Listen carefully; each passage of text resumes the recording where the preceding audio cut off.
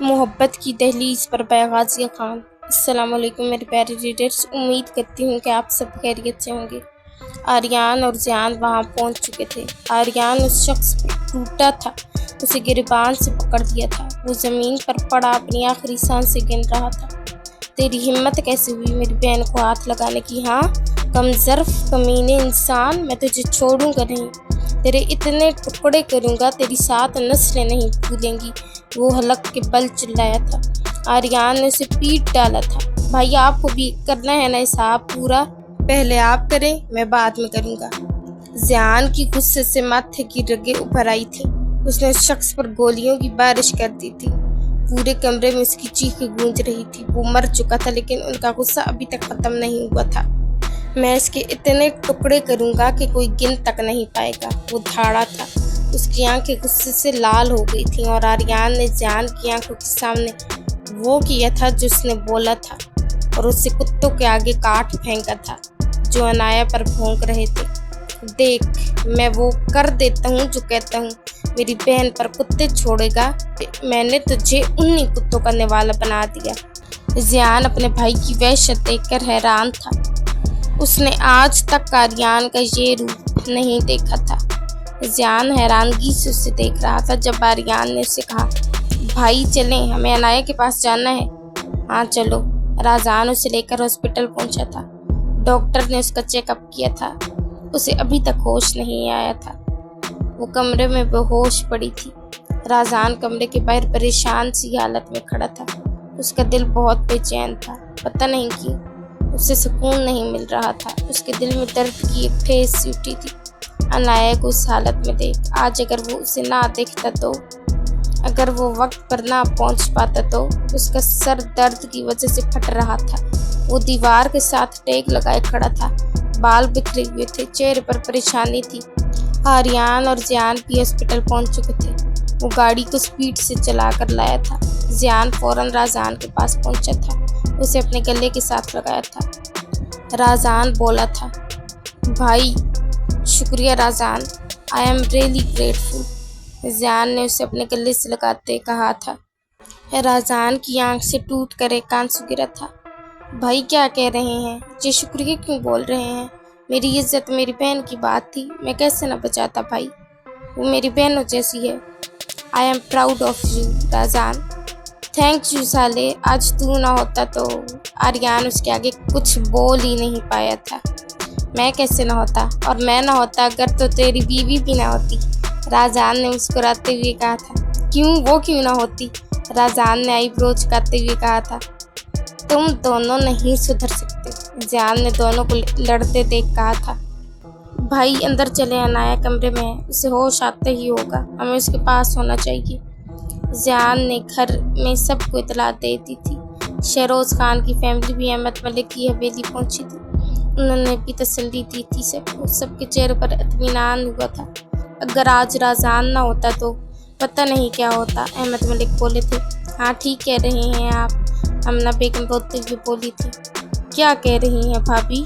राज़ान आपका भी तो बेटा है। ठीक कह रही हो लैला, राज़ान हमारा बेटा है और आज उसने मुझ पर एहसान किया है, अहमद मलिक ने कहा था। भाई साहब क्या कह रहे हैं आप? कैसा एहसान? कोई एहसान नहीं किया, उसने अपना फ़र्ज़ पूरा किया है और अब आप ऐसा कुछ नहीं बोलेंगे, शरोज़ साहब गुस्से से बोले थे। अच्छा ठीक है यार, बच्चे कहाँ हैं? फ़ोन करो, पूछो राज़ान से। जी भाई साहब, मैं भी पूछता हूँ। हेलो राज़ान, किधर हो? बाबा हम हॉस्पिटल हैं, थोड़ी देर तक आते हैं, जैसे ही अनाया को होश आता है। ठीक है बेटा।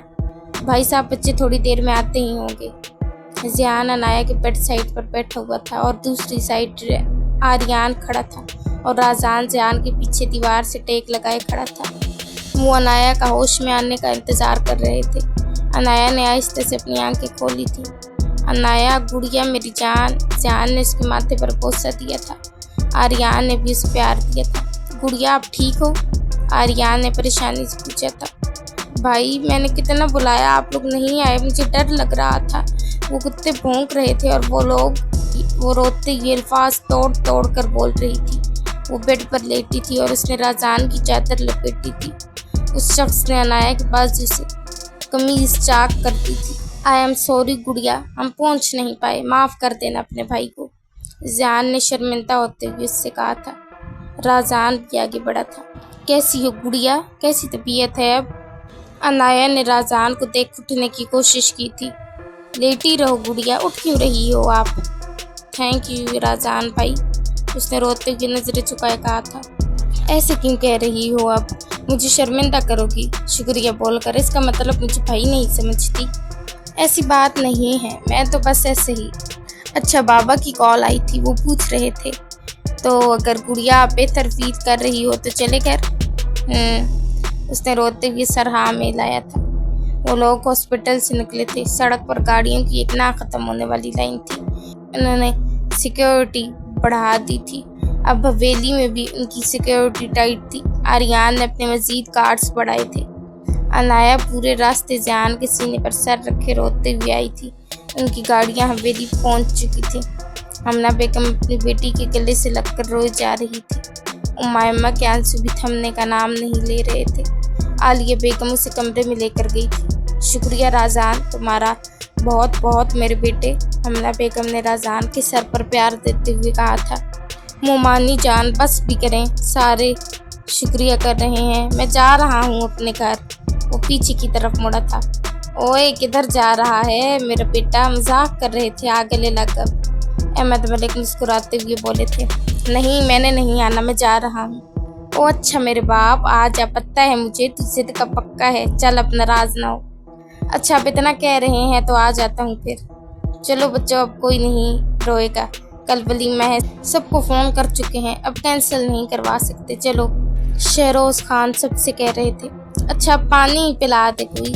भाई मैं लाती हूँ, नित्या ने कहा था। साले तुझे बताया था ना बहन के घर का पानी नहीं पीते। आर्यन फिर से अबू से तंग करने आया था। अच्छा यार चाय का कप पिला दे, सर में बहुत दर्द है, कसम से फट रहा है। आर्यन बुरी बात, खबरदार मेरे बेटे को कुछ बोला भी तो। मम्मा आप इसकी साइड हो गई हैं।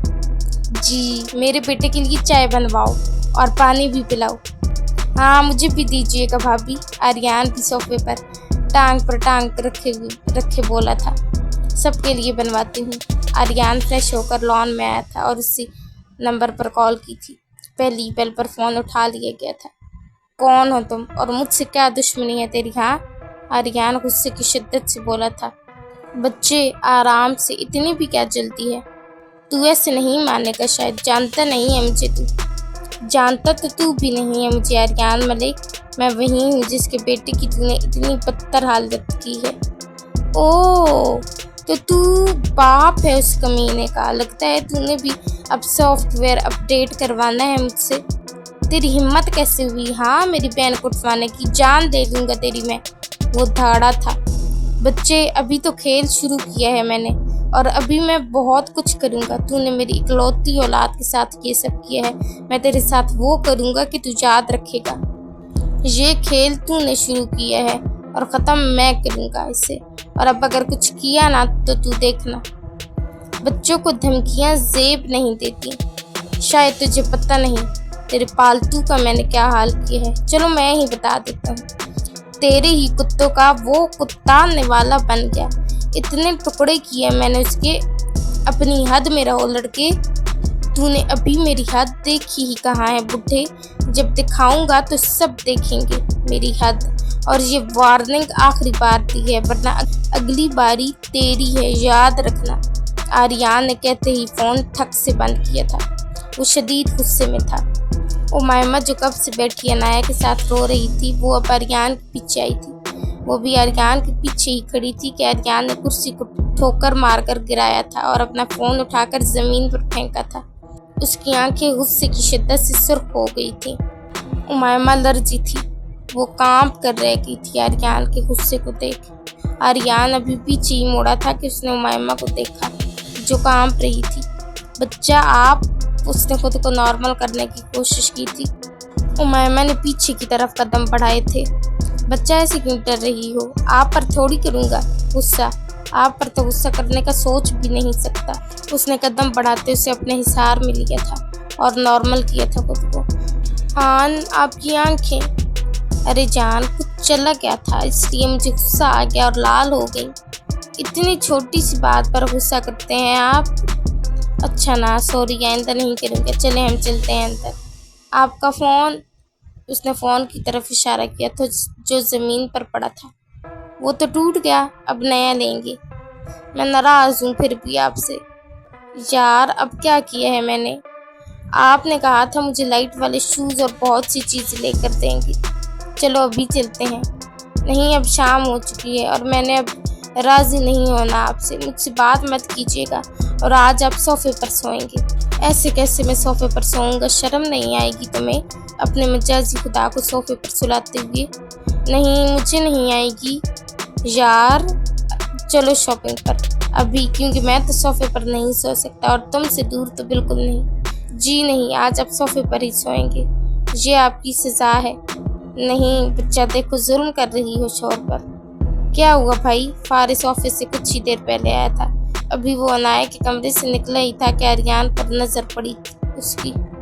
कुछ नहीं सुना मैंने, ऐसे कोई बात नहीं। आज की रात सो जाएगी सोफे पर, वो शरारतन कहता है। तेरी तो अभी वो आगे बढ़ता कि वो भाग चुका था। चले आए जाए ना शॉपिंग पर। अच्छा अब आप इतना कह रहे हैं तो मैं चलती हूँ, लेकिन मैं पूरी शॉप खरीदूंगी। नहीं बच्चा, शॉप नहीं, पूरा माल खरीद कर आपके कदमों में रखूंगा, बस सोफे पर मत सुलाना। हाँ हाँ हाँ हाँ, अहमद मलिक का ये सुनते ही कहकर गूंजा था। बेटा जी, माल कदमों में नहीं, इसको कहते हैं महबूब आपके कदमों में। डैड, मजाक उड़ा रहे हैं आप मेरा?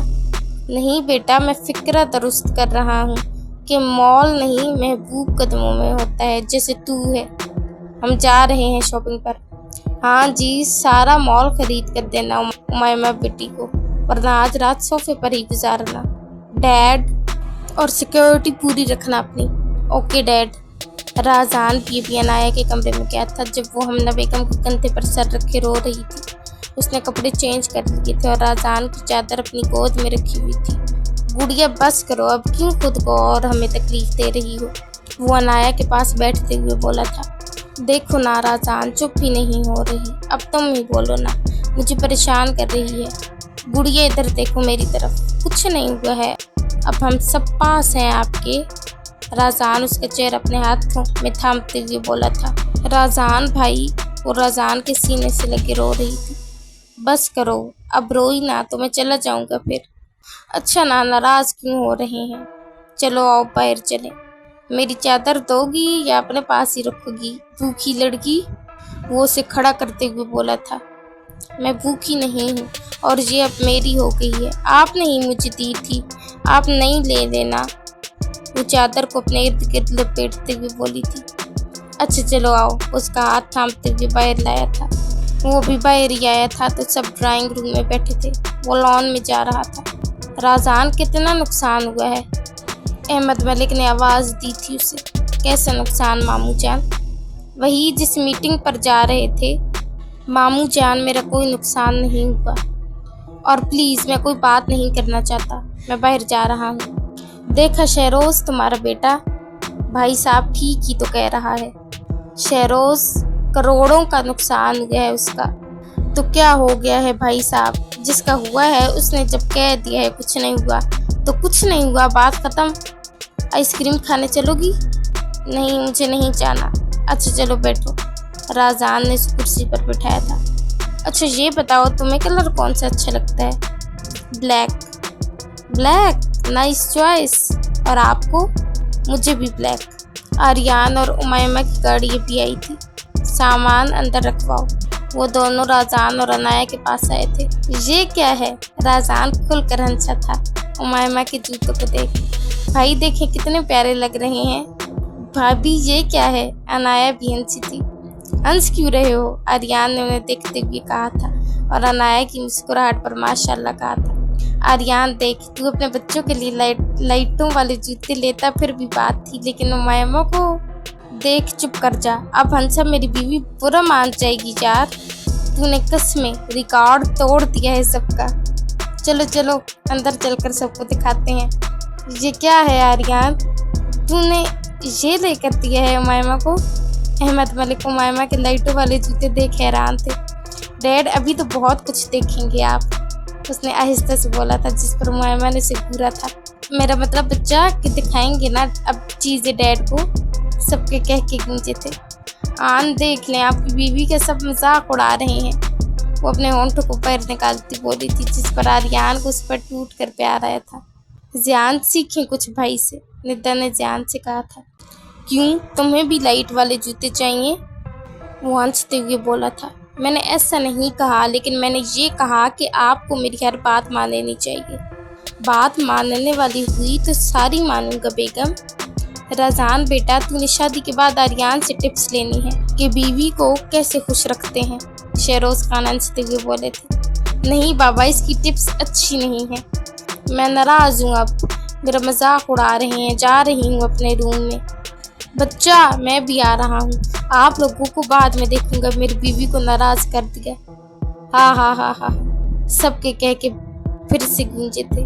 एपिसोड अच्छी लगे तो रिव्यू देना मत भूलिएगा। दुआओं में याद रखें, खुश रहें और हंसते मुस्कुराते रहें। अल्लाह हाफिज।